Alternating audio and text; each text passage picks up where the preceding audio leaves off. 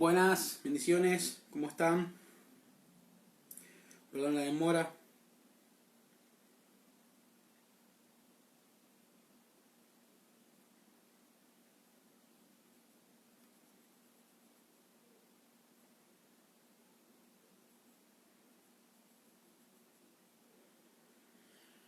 ¿Cómo les va? Bendiciones a todos los que están conectando. Hola Yami, bendiciones, ¿cómo están?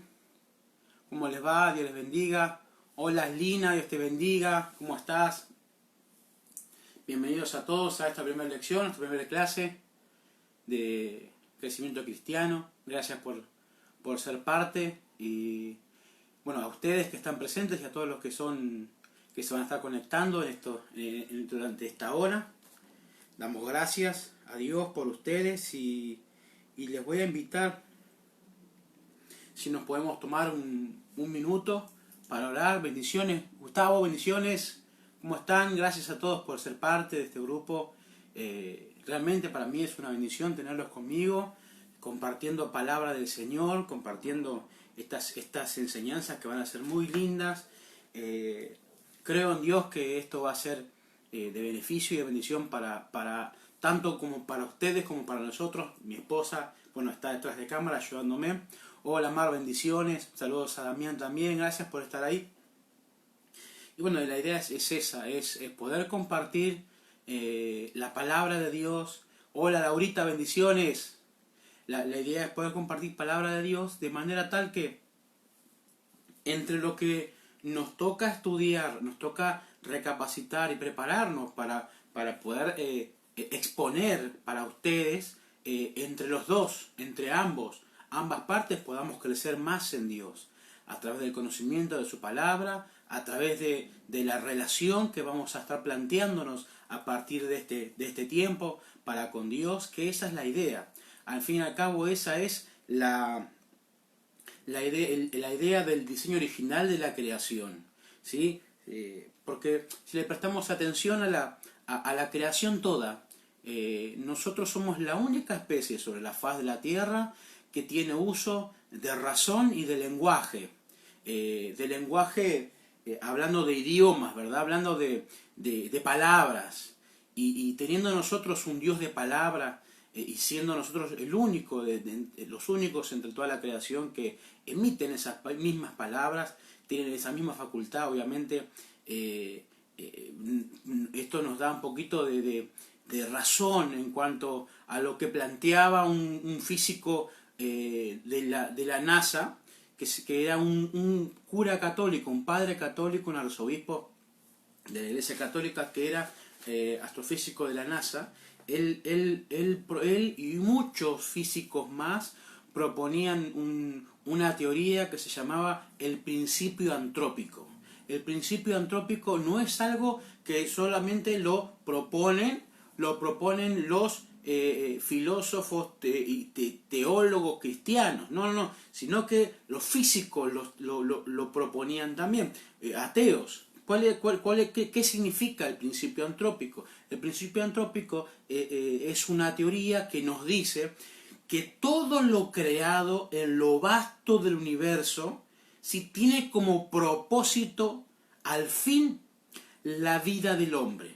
O sea, que Dios es un Dios personal, ¿sí? Y que el universo está ajustado por niveles tan finos, químicamente, físicamente, en niveles de materia, de gravedad, de todo eso, esas cosas que solamente mide la ciencia, tiene un ajuste tan fino que dicen que si decimales más o decimales menos de alguna de los componentes que arman este universo, no hubiese sido posible la vida del hombre.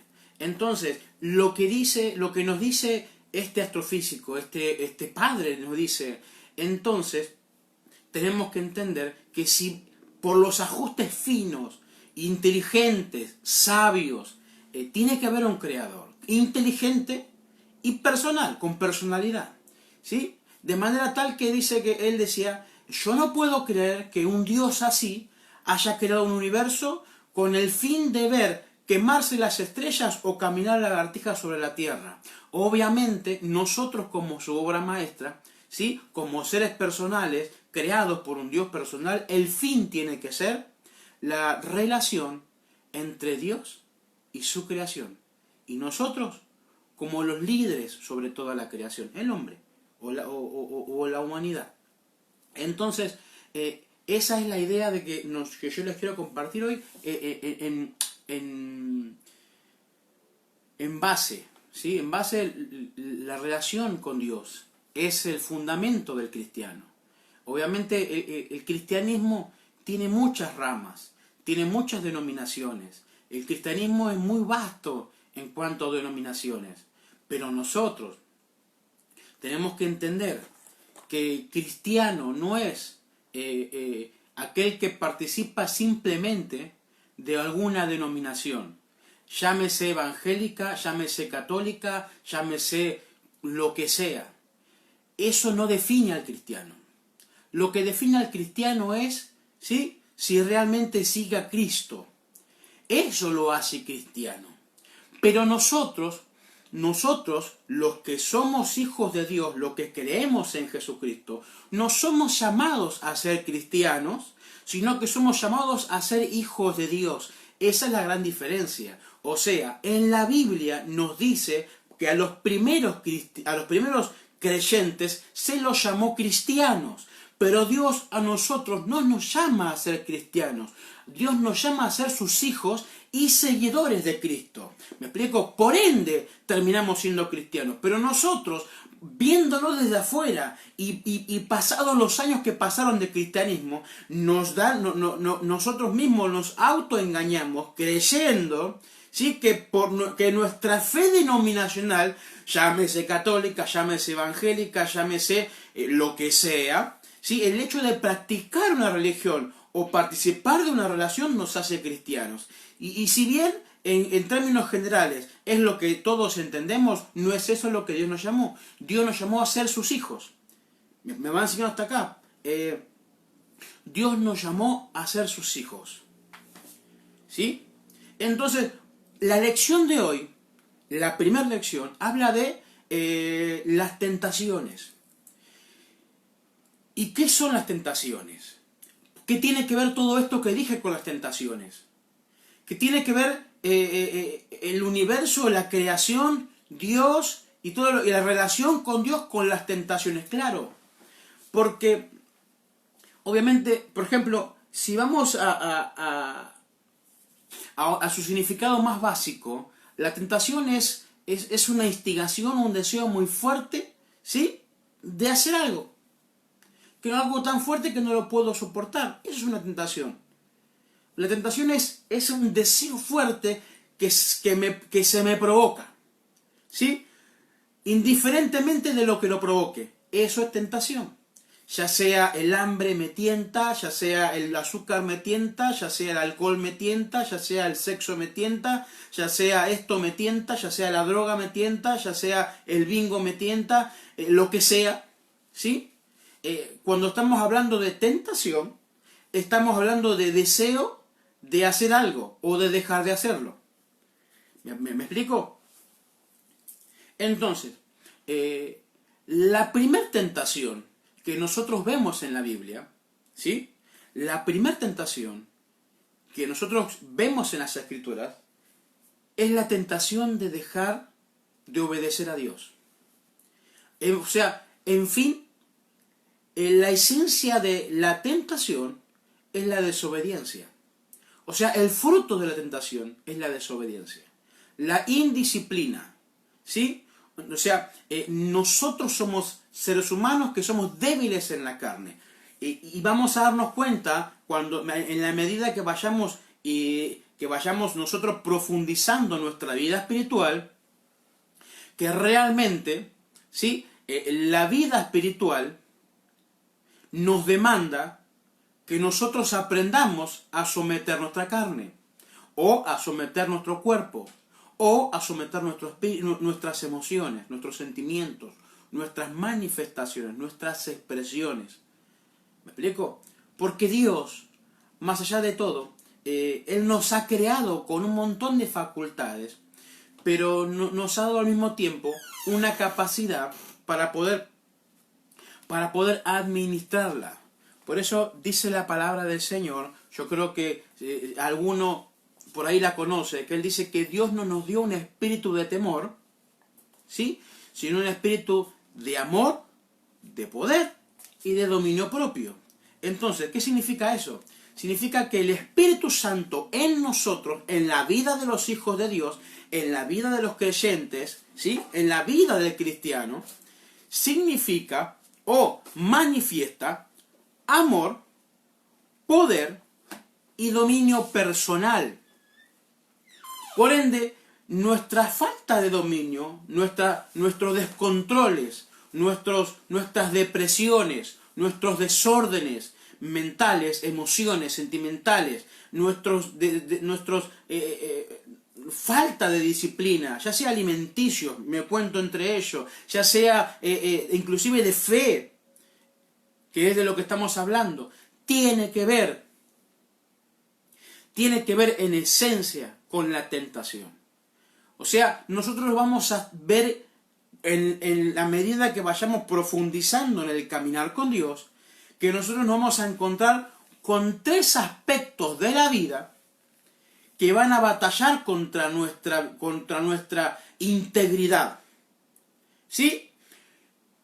Número 1, hablando del mundo espiritual, el diablo.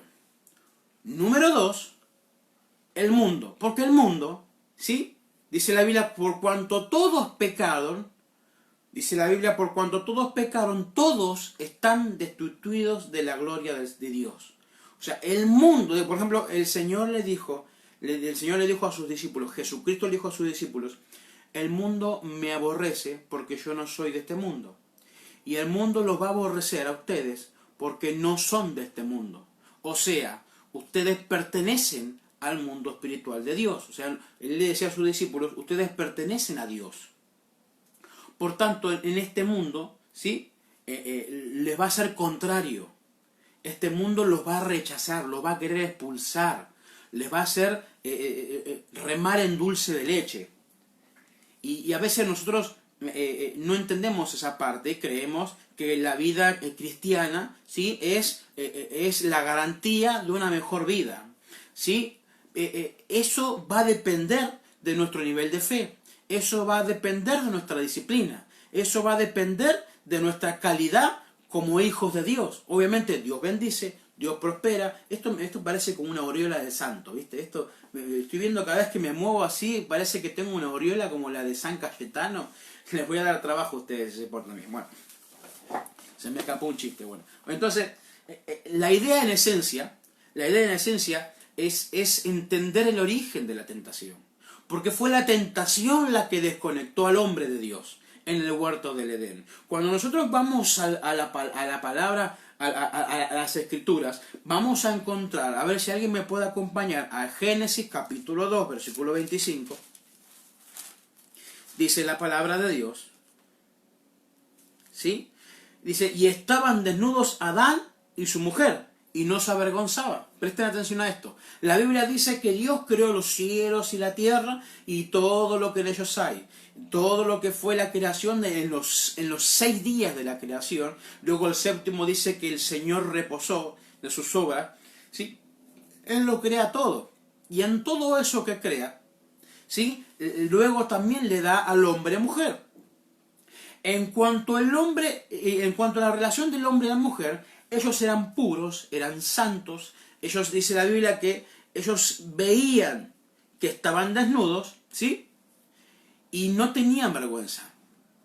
Dice, y estaban ambos desnudos, Adán y su mujer, y no se avergonzaban. Esto está en Génesis capítulo 2, versículo 25.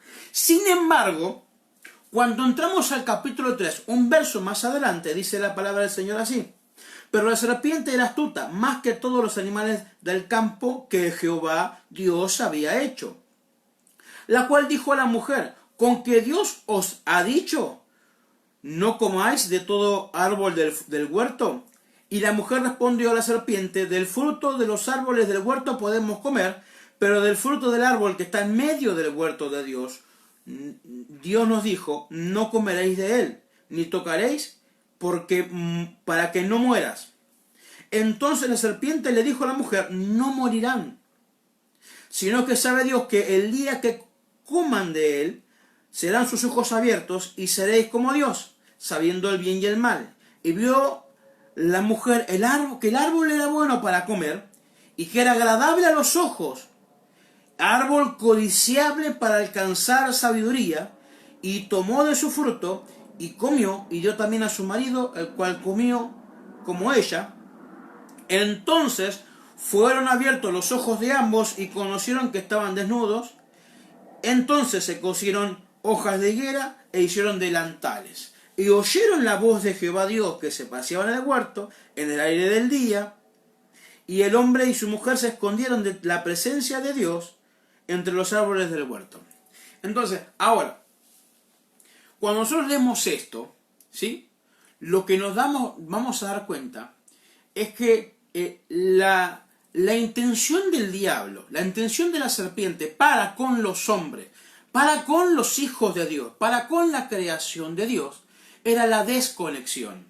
La intención de Satanás, la intención del mundo espiritual, de lo malo, las tinieblas, la intención del diablo es la desconexión con Dios. Entonces, en esencia, nuestra mayor tentación, ¿sí?, va a ser la desobediencia a Dios, o traducido de otra manera, es la incredulidad. Nuestra tentación más fuerte como seres humanos va a ser no creer en Dios. Por eso la fe para nosotros no es algo fácil. La fe para nosotros no es algo que es así nomás. No, la fe requiere práctica, requiere disciplina, requiere oración, requiere ayuno, requiere que nosotros nos esforcemos, pues pongamos de nuestra parte, de nuestra voluntad, entendimiento, conocimiento, sabiduría espiritual, conocimiento espiritual, entendimiento de las cosas espirituales, para poder así fundamentar la fe que tenemos en Dios. ¿Me explico? Entonces, lo que le dice la serpiente a los hombres el Señor les dijo a ustedes que no coman de ningún árbol.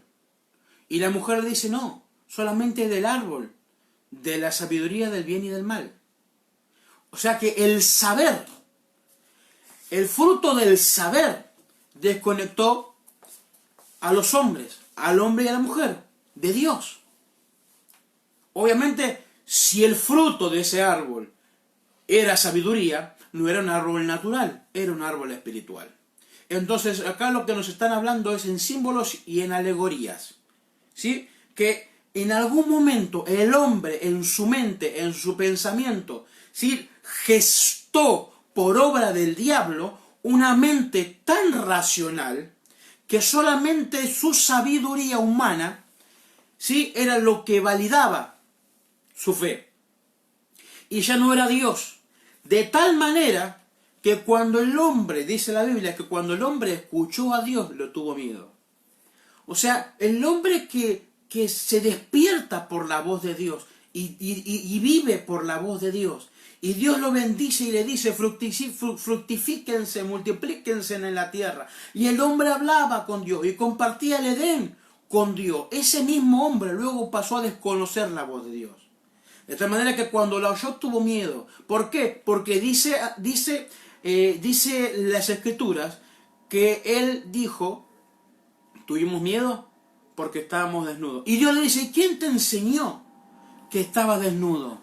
O sea, se supone que nunca supieras que estabas desnudo. Se supone que nunca entendieras esa parte. ¿Cómo fue quién te dijo que estabas desnudo? Claro, ellos probaron del árbol prohibido y fueron abiertos sus ojos. Pero la palabra de Dios dice que antes, cuando el Señor les dice, de ese árbol no coman, porque el día que coman de ese árbol ustedes se mueren.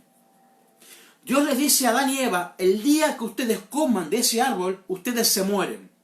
Cuando viene la serpiente, le dice, no, es mentira, no van a morir, van a ser como Dios, van a saber el bien y el mal. Cuando ellos prueban de ese fruto, dice la Biblia, y fueron abiertos sus ojos y vieron que estaban desnudos. ¿Sí? Por eso yo empecé a citar las escrituras, no del capítulo 3, sino de un verso atrás, donde dice, ¿sí? Y estaban ambos desnudos, Adán y su mujer, y no se avergonzaban. Porque justamente ahí yo quiero hacer el enfoque. Porque hasta ahí ellos no habían pecado. Hasta ahí ellos estaban desnudos. Y ellos no tenían vergüenza. Ellos no tenían emociones negativas ni sentimientos humanos negativos. O sea, ellos, después de haber pecado, ellos tuvieron temor, vergüenza. ¿Me explico? Ellos se escondieron. Supieron que estaban desnudos. O sea, se avergonzaron de su propia carne, de su propio cuerpo, de su propia piel. Se acomplejaron. Eso no era el diseño original de Dios para con el hombre. Entonces, fue cuando el hombre probó del fruto prohibido, dice la Biblia, y fueron abiertos sus ojos. Y lo que yo entiendo que ahí pasó, no fue que el hombre era ciego y empezó a ver. No. Sino que fueron abiertos sus ojos al mundo natural. ¿Sí? Al mundo de abajo. ¿Sí? Ellos se desconectan de Dios. Por eso cuando escuchan la voz de Dios, se esconden y tienen miedo, porque dicen, nos dimos cuenta que estábamos desnudos. Ahora, yo quiero hacer un énfasis acá. La escritura, nosotros hoy la leemos en castellano, la Biblia la leemos en castellano, pero esta parte, el Génesis, gran parte fue escrita en arameo, ¿sí? Y el resto de la Biblia, prácticamente todo el Antiguo Testamento, en hebreo. Y el Nuevo Testamento, sí, en griego. Entonces, a veces cuando nosotros observamos algo que nos llama la atención y vamos a su original, podemos ver que hay una verdad escondida en las palabras originales de la escritura. Por ejemplo, la palabra desnudos que se utiliza o que se traduce a desnudos en el verso 25 significa sin ropa. Pero luego de que ellos pecan, o sea, luego de que el hombre desobedece y prueba del fruto prohibido, la palabra desnudos, en el próximo verso, en el verso 10, donde dice, y él respondió, oí tu voz en el huerto y tuve miedo porque estaba desnudo, tiene otro significado. En el verso en el capítulo 2, verso 25, significa desnudos de un arameo que significa sin ropa. Pero cuando llegamos al capítulo 3, versículo 10, que él dice estaba desnudo, él dice, en el hebreo original, en el arameo original significa sin la cobertura. Entonces, lo que el hombre pierde, ¿sí? Al probar del árbol de la sabiduría del bien y del mal, entendiéndolo, estamos hablando de una alegoría, que estamos hablando de formas, símbolos, ¿sí? Que el hombre fue el saber, el conocer en su humanidad, con su mente racional, lo que lo desconectó de Dios, obviamente, él quedó sin la cobertura de Dios. ¿Me explico? Entonces, desde ahí en adelante, desde ese tiempo en adelante, desde esa era en adelante, el hombre nace sin conexión con Dios. Tiene esencia de Dios, tiene vida de parte de Dios, pero no está conectado a Él. Por eso la Biblia dice, repito lo que dijo hoy temprano, por cuanto todos pecaron, todos están destituidos de la gloria de Dios. O sea, por cuanto todos desobedecieron, todos nacimos ya en desobediencia, estamos ajenos a la naturaleza de Dios. Dios es real, Dios existe, nosotros somos reales, existimos, pero no hay conexión entre nosotros.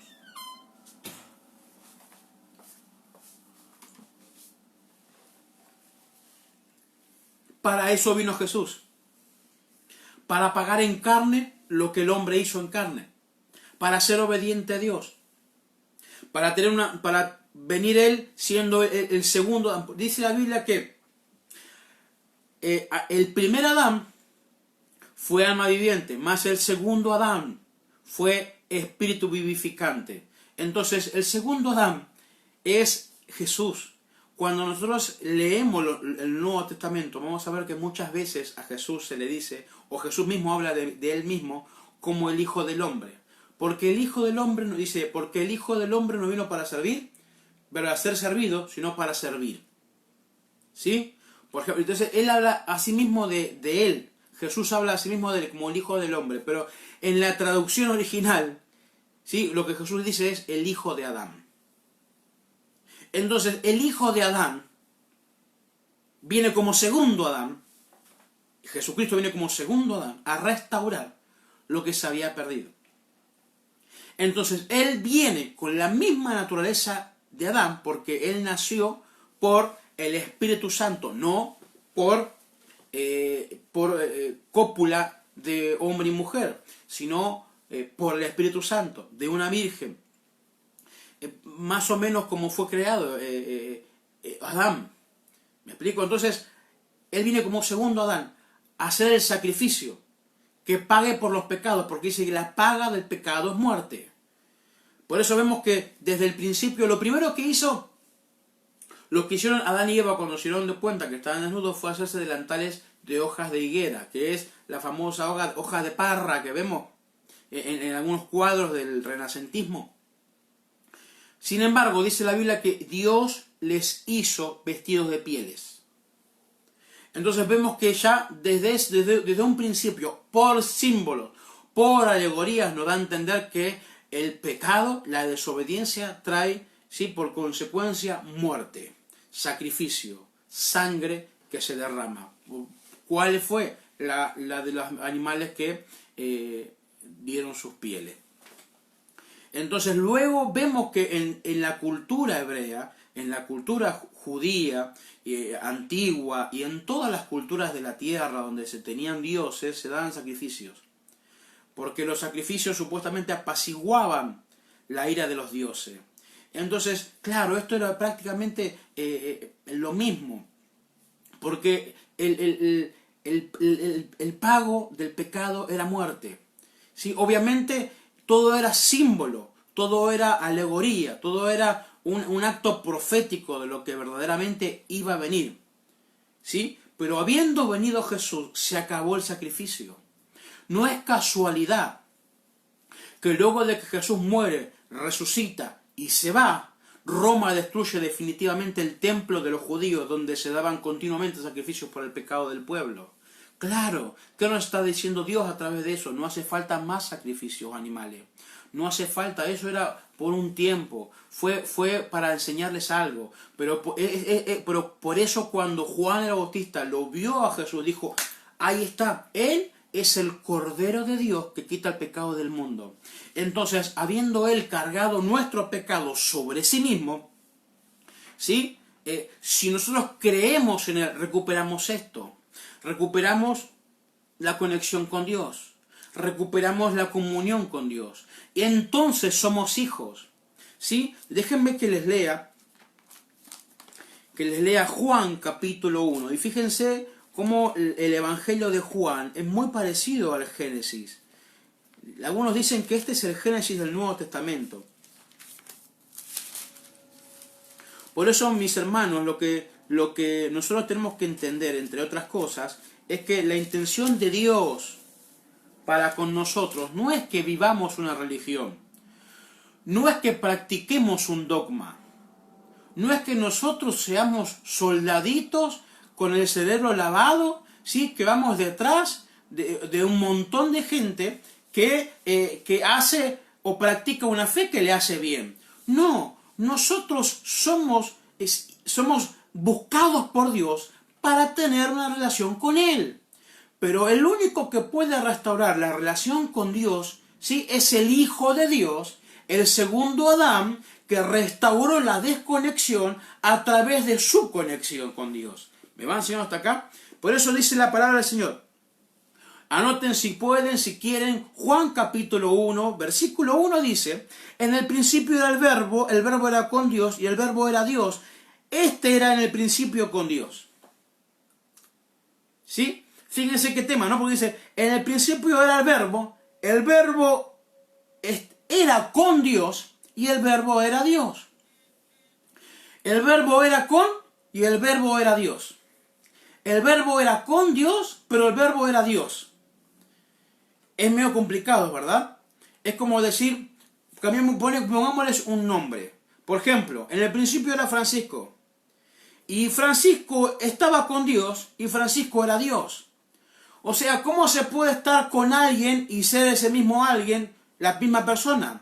O es o está con alguien. No pueden ser las dos cosas. Sin embargo, piensen en esto. A veces ustedes están con ustedes y son ustedes. ¿A qué me refiero con esto? Por ejemplo, yo veo que me está viendo Gustavo, que me está viendo Laura, que me están viendo Yamila. A veces, vamos a poner como ejemplo a Yamila. A veces Yamila está con Yamila, ¿sí? Pero es Yamila.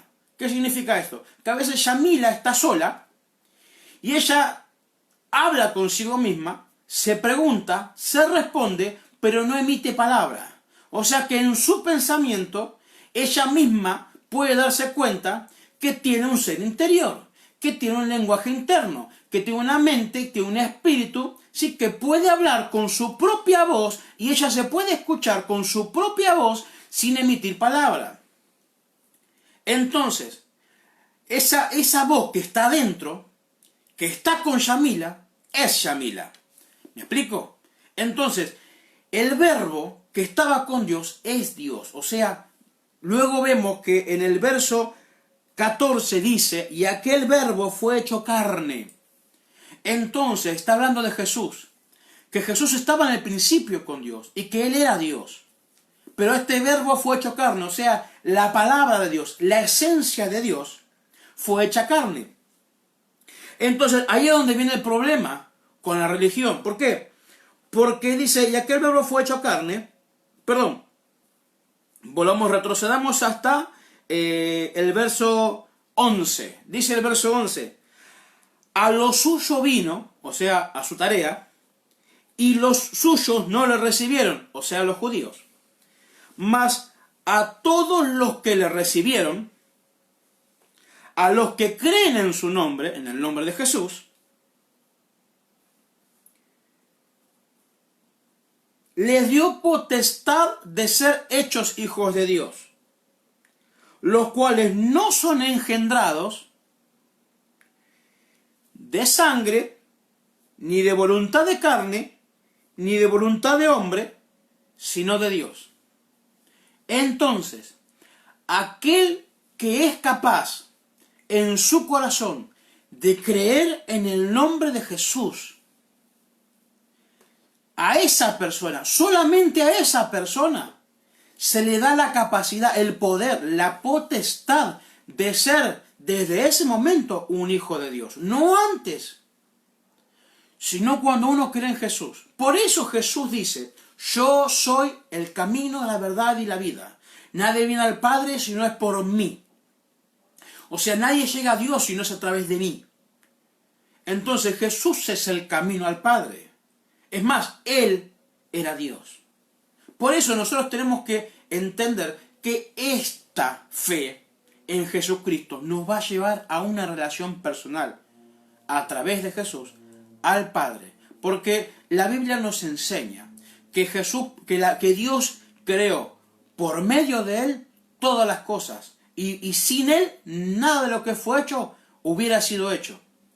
Y dice que Él lo creó por Él, para Él y por medio de Él. Y por su palabra son sustentadas todas las cosas. O sea que Jesús en la creación, sí, fue fundamental. En algún momento de la historia, obviamente, Él toma cuerpo. Y nosotros lo conocemos como el hombre de la cruz, como el hijo del carpintero, o como el hombre, el modelo del cuadro de Da Vinci. ¿Me explico? Pero sin embargo, esas son solamente imágenes que luego nos quedan en la mente. Pero el Hijo de Dios, Jesucristo, su naturaleza era divina. Y Él tomó cuerpo, ¿sí? Tomó carne para pagar en carne lo que en carne se hizo. Entonces nosotros, si le recibimos a Él, nacemos para Dios. Dice la Escritura que en un momento cuando Jesús estaba enseñando y haciendo milagros y haciendo cosas sorprendentes, sobrenaturales, vino de noche a Él un doctor de la ley. y le dijo: Maestro, ¿cómo puedo yo entrar al reino de los cielos? Jesús le dijo: ¿Eres tú maestro de la ley y no sabes esto? Entonces el hombre le dijo: ¿cómo puedo entrar yo al reino de los cielos? Y Jesús le dice: es necesario nacer de nuevo. El hombre, que se llamaba Nicodemo, le dice: ¿puedo yo entrar otra vez al vientre de mi madre siendo ya viejo? ¿O estás hablando de la resurrección de los muertos en la otra vida?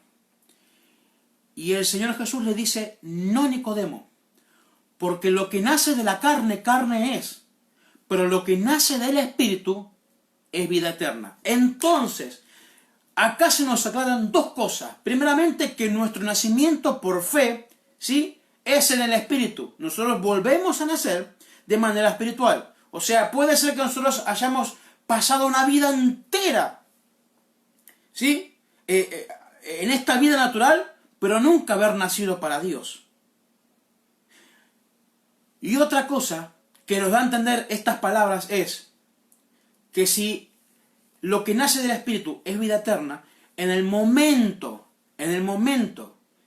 que yo creo en Jesús y viene a mí la vida de Dios en el Espíritu, aunque no la sienta, aunque todavía no la discierna, aunque no me dé cuenta, porque esto no es por voluntad de carne, ni de sangre, ni por voluntad de hombre, esto es de Dios.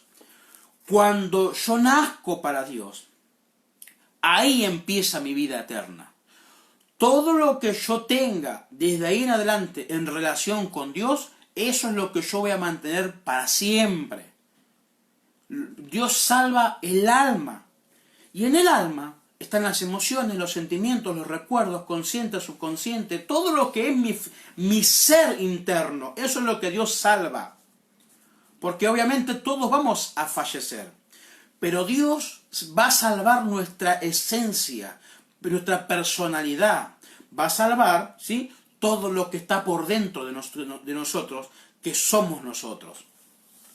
Eso perdurará para siempre en Dios, ¿sí? ¿Por qué? Porque ahora somos hijos de Dios. Y la Biblia dice que aquel que se une al Señor, un espíritu se vuelve con él.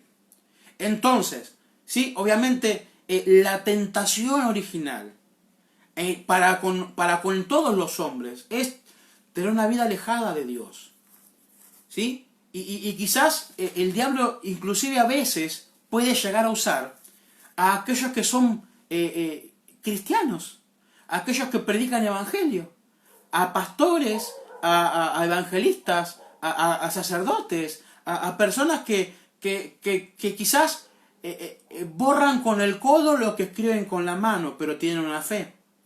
O que quizás insisten en arrastrarnos a vivir una religión cuando Dios nos está llamando a nosotros a vivir una relación. Entonces, si bien la iglesia es de suma importancia en este mundo y en la sociedad, ¿sí?, nosotros no somos llamados a vivir una religión, sino a tener una relación con Dios. Y eso, para poder hacerlo, tenemos que tener su espíritu. Tenemos que nacer de nuevo. La tentación del diablo para con nosotros va a ser el no creer. El decir, Dios no está conmigo. El pensar, Dios ya no está, nunca estuvo, Dios me abandona. Dios me está dando, me está castigando. Dios no me quiere. Dios no me bendice. Dios no me cuida. Siempre va a ser la tentación del diablo. La desconexión con Dios. Es más, y con esto vamos a ir cerrando. Voy a compartir un texto más. En Lucas, capítulo 4, se nos relata la anécdota de cuando Jesús es tentado por el mismo diablo. Dice las palabras del Señor que Jesús va al Jordán y es bautizado por Juan. Cuando él se bautiza, dice la palabra de Dios, que desciende sobre él el Espíritu Santo como paloma en forma corpórea.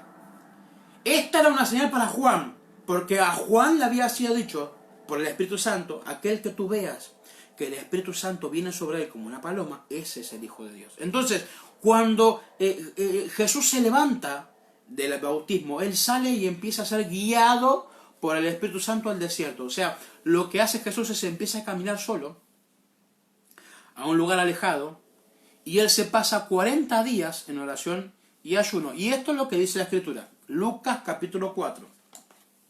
Dice: Jesús, siendo el Espíritu Santo, volvió de Jordán y fue llevado por el Espíritu al desierto.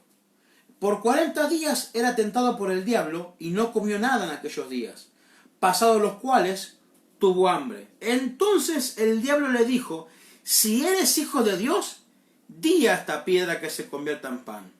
Jesús respondiéndole le dijo: escrito está, no solo de pan vivirá el hombre, sino de toda palabra de Dios.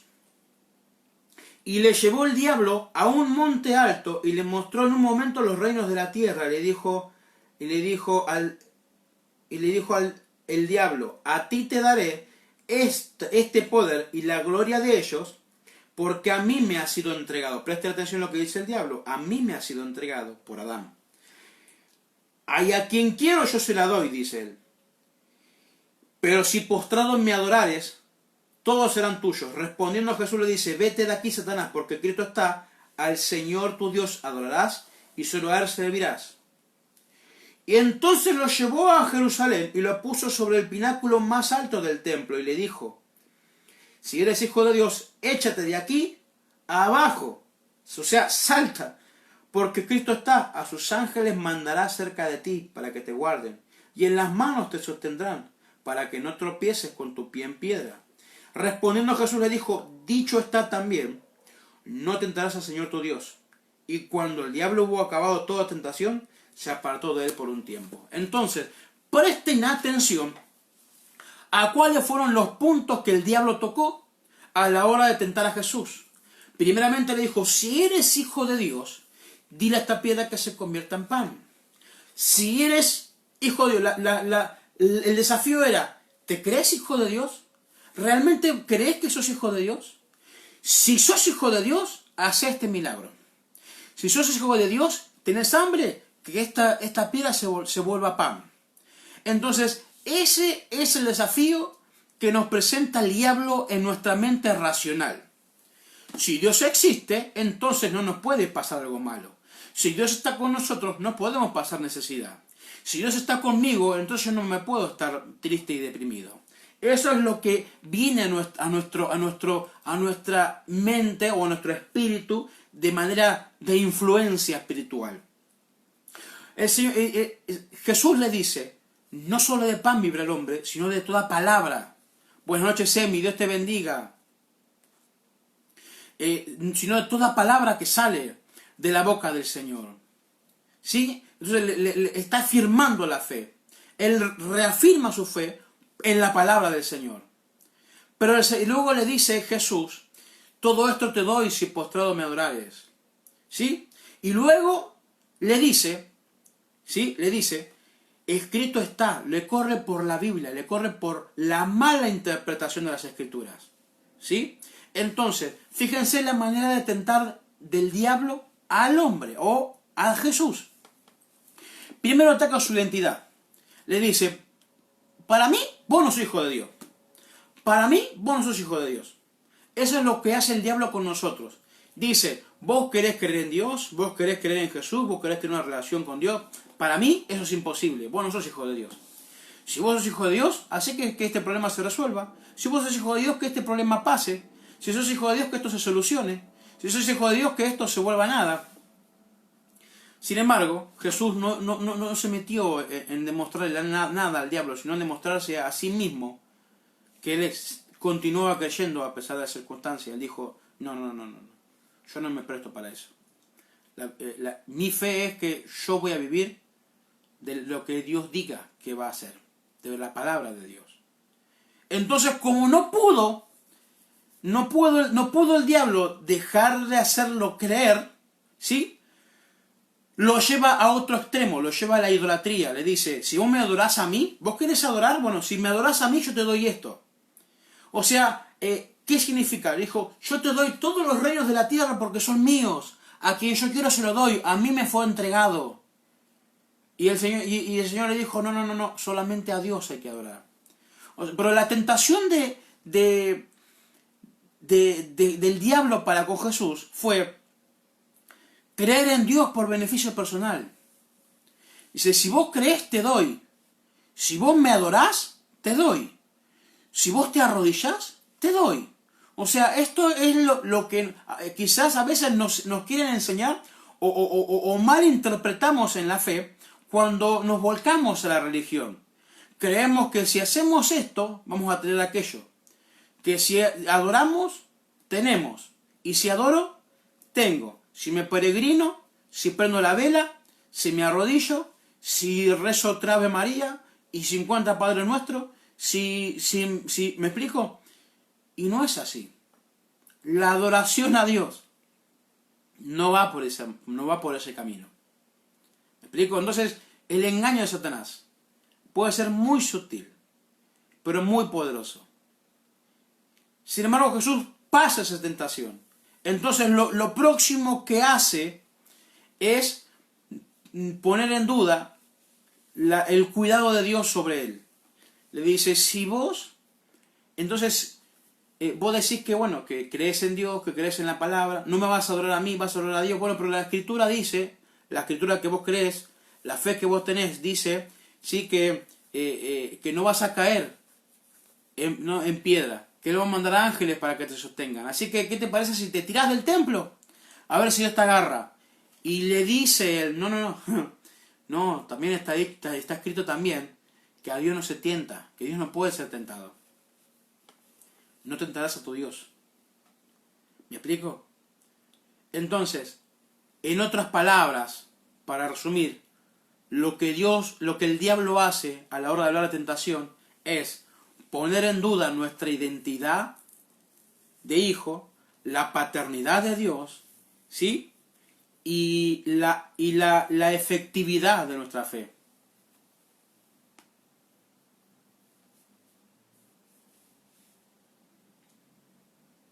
Qué bendición en mí. Qué bendición.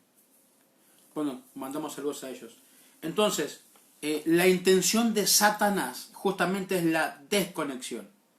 Justamente es la división, la separación. Por eso nosotros, los que creemos en Dios, en nuestro ministerio, en nuestra iglesia, siempre trabajamos en la restauración de la relación con Dios, de las relaciones familiares, de la relación interpersonales y laborales, económicas, con nuestra economía, con nuestras finanzas. Y por último, nuestra relación con el propósito de Dios. O sea, ya sea que Dios nos quiera llevar a ser unos buenos padres o a ser un buen pastor. En eso trabajamos juntos. Entonces, pero tenemos que entender que en todo este camino vamos a ser tentados. ¿A qué? A abandonar, a dejar de creer, a tirar la toalla, a decir, a escuchar la voz del diablo que dice, si sos hijo de Dios, que todo te salga bien, que todo sea perfecto y color de rosa. Y la realidad es que no siempre va a ser así. Pero la Biblia dice que para el que cree, todo le es posible. El apóstol Pablo le dijo al centurión que lo tenía preso, le dijo, por cuanto tú has creído, tú y toda tu casa serán salvos. ¿Sí? Entonces, el beneficio de la fe, ¿sí?, trae unidad. Pero la consecuencia de la duda trae muerte y separación. Tenemos que entender que por mucho tiempo fuimos tentados por el diablo y obedecimos a sus tentaciones en no creer en Dios, en no creer a la existencia de Dios o que podamos tener una relación personal con Dios. Pero en este tiempo Dios nos ha logrado unir en este grupo para invitarnos una vez más, a tener una relación personal con Él, a través de Jesucristo. Si esta es la primera vez que escuchas hablar de Jesucristo de esta forma, o sea, que alguien te enseña o te predica que la única manera de llegar a Dios es Jesús, y que nuestra salvación depende de nuestra fe en Él, me gustaría invitarte a que vos hagas ahí en tu casa, donde vos estás, una oración, que puedas recibir, que puedas confesar tu fe en Jesucristo a partir de hoy, que puedas decir en tu corazón: yo creo en Jesús como mi Señor y mi Salvador. La oración sería más o menos así. A ver, si ustedes la quieren hacer, repitan ahí conmigo: Señor Jesús, en esta tarde yo te acepto como mi Señor y mi Salvador. Desde este momento decido creer y comprendo que a través de estas palabras tu Espíritu Santo viene a mi vida. Hoy recibo perdón de pecados y adopción a tu Espíritu. Y creo que a partir de hoy voy a tener una relación personal con Dios. En el nombre de Jesús. Amén. Si ustedes hicieron esta oración, o si ustedes ya la habían hecho en algún momento de su vida, entiendan algo: que ustedes son hijos de Dios. Y esto no tiene nada que ver con la manera en que ustedes practiquen la fe. O sea, esto no es denominacional. Esto no tiene nada que ver con ser evangélico, ser católico, protestante, bautista, lo que fuere. Esto es una convicción personal. Si yo creo en el Hijo de Dios, soy hijo de Dios. La Biblia dice que el que cree en el Hijo es salvo, pero el que no cree en el Hijo ya fue condenado. Por lo tanto, esta es la gracia de Dios. ¿Sí? El amor de Dios, dice la Biblia, que se manifiesta a través de su Hijo. Porque de tal manera amó Dios al mundo que ha dado a su Hijo unigénito, para que todo aquel que en Él crea no se pierda, mas tenga vida eterna. Y la vida eterna para nosotros comienza hoy. No significa que hoy nos vayamos a ir al cielo, sino significa que hoy el cielo viene a nosotros. Así que, hermanos y amigos, que Dios los bendiga mucho. Gracias por estar aquí. Yo declaro sobre ustedes que a partir de este día, sus días van a ser mejores. Que a partir de este momento, ustedes van a tener conexión con Dios. Y que a partir de este momento, el cielo se acerca a ustedes. Cuando Jesús empezó a caminar en la tierra, como un hombre natural, como el hijo del carpintero, antes de que Él comenzara a hacer milagros, su primo Juan, él predicaba y decía: arrepentidos, bautícense, porque el reino de Dios se ha acercado. Fíjense que aún en aquella ocasión no fue el hombre el que se acerca a Dios buscando perdón, sino fue el reino de Dios acercándose a la tierra para tener paz con los hombres. Y nosotros en este día fuimos una vez más invitados a tener relación con Dios. Así que es tiempo de buscar a Dios, tiempo de orar, tiempo de meternos en su presencia, y este fue solo el inicio de algo muy lindo que vamos a estar teniendo a través de este grupo. Los bendigo, gracias a todos los que permanecen conectados ahí. Reciban también los saludos de mi esposa, que está acá conmigo detrás de cámara, ayudándome con todo lo instrumental. Gracias por todo, los amo en el Señor, los bendigo y seguimos orando para la bendición y la salud y la prosperidad de cada uno de nosotros. En el nombre de Jesús, amén y amén. Dios los bendiga. Chao, chao.